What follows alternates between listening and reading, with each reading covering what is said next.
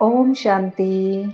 आज की वीडियो में हम जानेंगे कि जो सृष्टि चक्कर का राज हमने जाना था कि 1250 वर्ष का सतयुग, 1250 वर्ष के लिए त्रेता, 1250 वर्ष के लिए द्वापर और 1250 वर्ष के लिए ही एक कलयुग का समय चलता है और उसके बाद एक छोटा सा टाइम पीरियड होता है संगम का।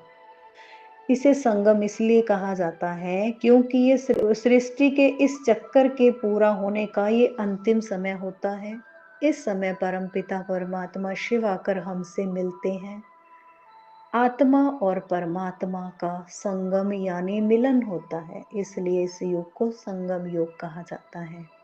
लेकिन इस युग का महत्व और इस युग का लाभ भी वो ही उठा सकेगा जिसे इसका ज्ञान होगा, जो इस ज्ञान को अच्छी रीति समझेगा, धारण करेगा।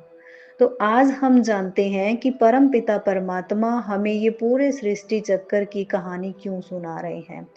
क्योंकि हम ही वो सौभाग्यशाली आत्माएं हैं जो सतयुग में श्री कृष्ण के साथ, श्री लक्ष्मी नारायण के साथ में आएंगी, राज्य करेंगी 1250 वर्ष के लिए।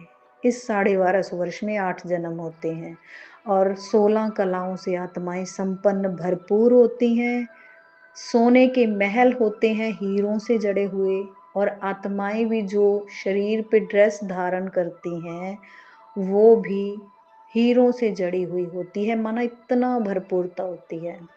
और उसके बाद त्रेता आता है और उसके बाद द्वापर में जब भक्ति शुरू होती है तो हमारे उसी जीवन की जिसको हमने जिया उसकी ही स्वरूपों की मूर्तियां बनाकर उनकी पूजा की जाती है। हम आत्माओं का जो पूज्य स्वरूप है जिसके मंदिरों में पूजा की जाती है। और उसके बाद परमपिता हम बच्चों को मिलते हैं तो हम आत्माओं का उस समय होता है ब्राह्मण स्वरूप। ब्राह्मण माना अपने मन को भी स्वच्छ रखते हैं, अपनी वाणी को भी स्वच्छ रखते हैं और कर्मों को भी स्वच्छ रखते हैं।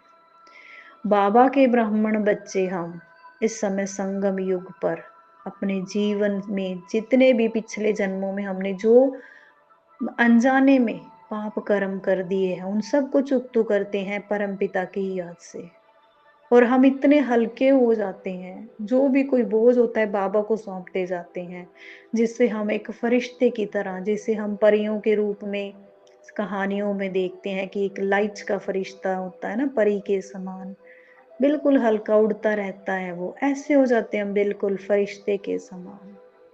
और उसके बाद हम आत्माएं परम धाम में अपने घर में, जहाँ हम आत्माएं अपने मूल रूप में माना अपने आत्मिक रूप में रहती हैं, वहां पर ना तो ये हड्डी मांस का शरीर होता है, ना ही वहां पे लाइट का शरीर होता है। वहां पे सिर्फ हम बिंदु रूप में रहते हैं, वो हमारा है अनादि स्वरूप।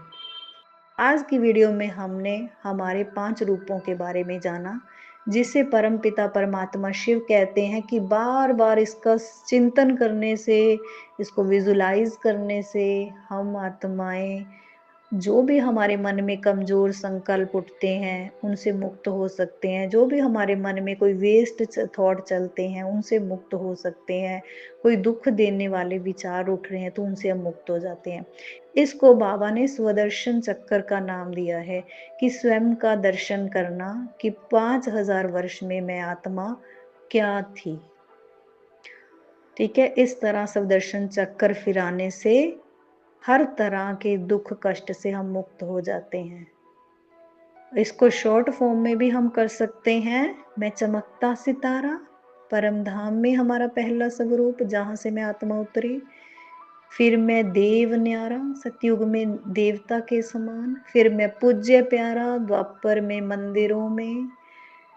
फिर मैं ब्राह्मण दुलारा, शिव बाबा का बच्चा, और फरिश्ता पधारा, हर बोझ से मुक्त। इसको इस तरह से बार बार हम चिंतन में ला सकते हैं। ओम शांति।